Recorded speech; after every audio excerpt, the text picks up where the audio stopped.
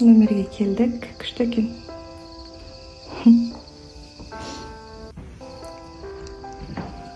Tamaqtanuu gerek.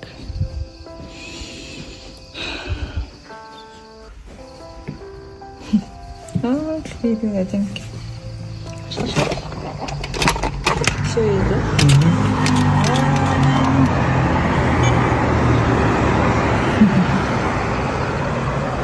Bırakın hemsi.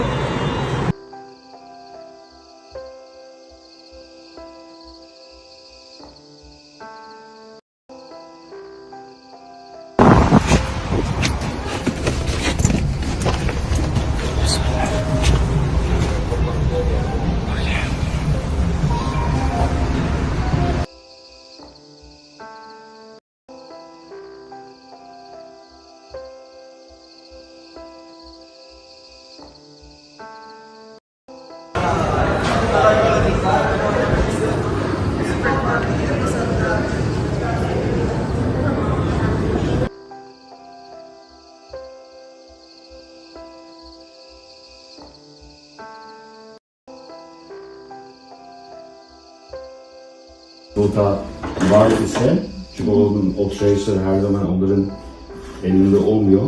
Yani o yüzden söyleyeyim, bakmaları lazım. Ondan sonra ona göre ilerleriz. Kafe birinci kan veremiz. Kan verginin keyin men vrach kazan veremiz.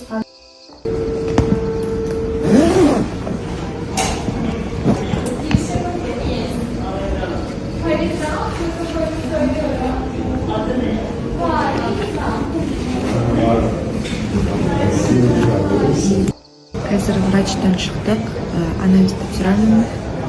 После биопсия деді. После биопсия бүгін или ертең болшы. 2 күн анализ тапсырамыз. 3-4 күнде результат жазып. Том денеңді қарайды, бір аппарат. Сондай уже.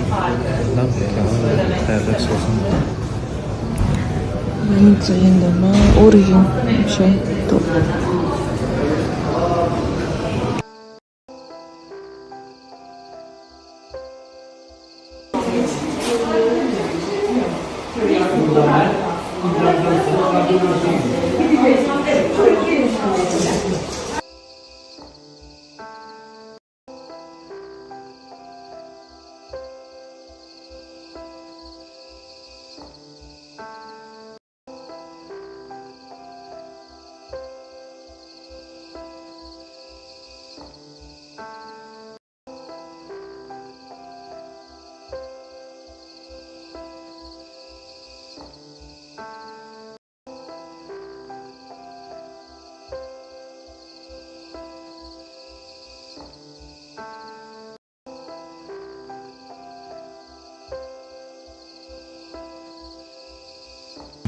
Sen ne oynamışsın?